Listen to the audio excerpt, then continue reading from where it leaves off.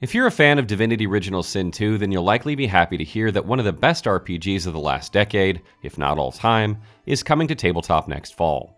Larian Studios posted the project to Kickstarter a little over a week ago, and the board game has already raised nearly $1 million in that time. In this video, I'm not going to explore the backer options, but instead dive into how the board game plays and what gamers can expect. Divinity Original Sin, the board game, will be a 4-player cooperative experience that takes players through a series of scenarios where they will work together to overcome the obstacles presented, much like Dungeons & Dragons. This should come as no surprise to those that have been following the ascension of Larian Studios to RPG superstardom, with the announcement they are developing Baldur's Gate 3. Larian designed Divinity Original Sin to recreate the experience of tabletop gaming digitally, and now they have returned to their roots with the creation of the board game.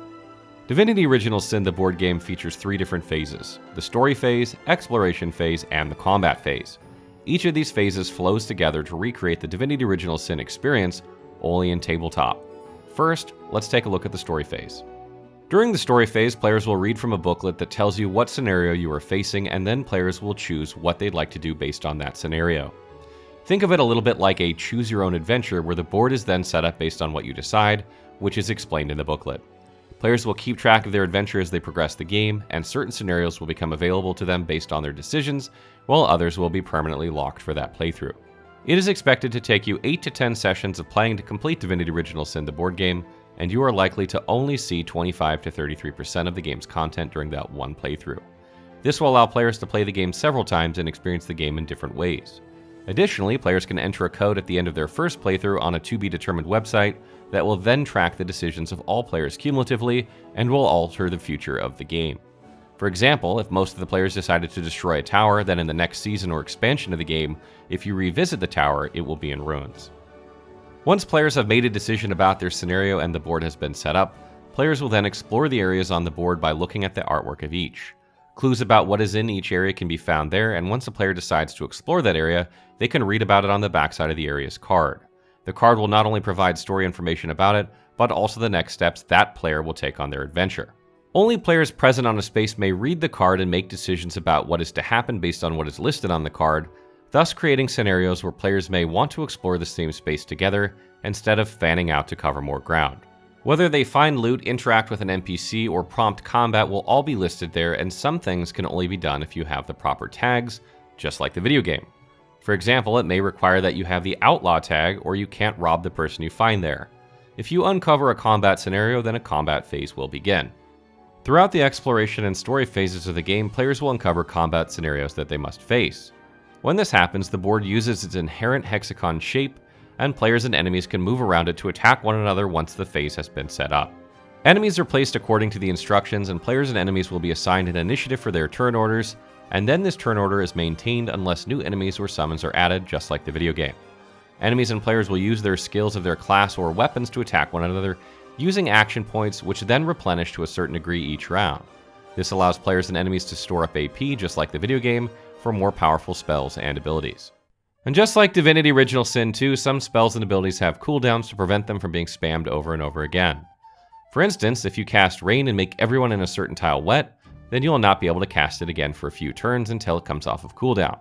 This makes combat feel extraordinarily similar to the video game, and any fan of the series should feel right at home here, with little to no instruction needed to understand the basics. Additionally, status effects are also present in the game, allowing you to set enemies on fire or stun them by combining things like Wet plus Shock with your spells. Since this is the most unique and perhaps compelling aspect of the Divinity series, it's quite essential in recreating the Divinity Original Sin experience, and I'm happy to say that it has made it into the game in all its glory. The skills of the board game are nearly identical to those of the video game as well, so if you know what sort of character you'd like to play, then you can already theory craft and plan accordingly. When the game begins, players will choose a character to play with, and then they will modify that character by choosing from a preset class or customizing a preset class to their liking, just like Divinity Original Sin 2. This will allow them the freedom to choose skills and talents, etc., further adding to the replay value of the game. As players level up, they will gain more HP and AP, and they will be able to increase their abilities like Warfare and Pyrokinetic, etc., further enhancing their character. This will be noted on the character sheet, much like would be in D&D, that is then erased and changed as the character gains levels.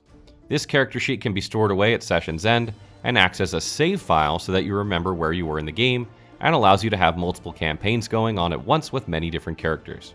Players will gain loot as they progress the game, and this loot can be equipped by the character to increase their resistances against damage or increase the damage they deal, as well as other effects similar to those you'd find in Divinity Original Sin 2.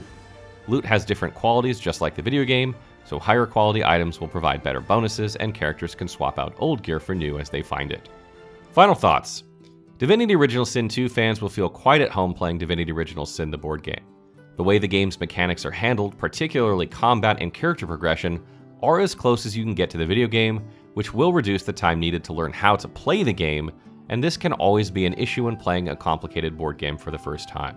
The gaming industry has been headed in the wrong direction for quite some time, attempting to create games that cater to the lowest common denominator and maximize profit to the detriment of many gamers who want an authentic role-playing experience.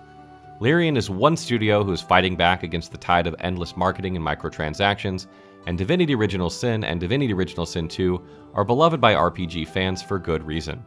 They are passion projects from a studio that grew up playing tabletop games and has persevered to bring tabletop to PC and console in a meaningful way, and has done so keeping cooperative play intact. By bringing Divinity Original Sin 2 to tabletop, Larian has come full circle, realizing that many gamers are now missing that face-to-face interaction with friends while playing the games they love.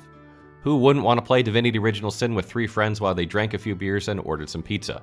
I know I would, and I will, since we have personally backed the game, and it's already well over its goal of 160,000 USD on Kickstarter.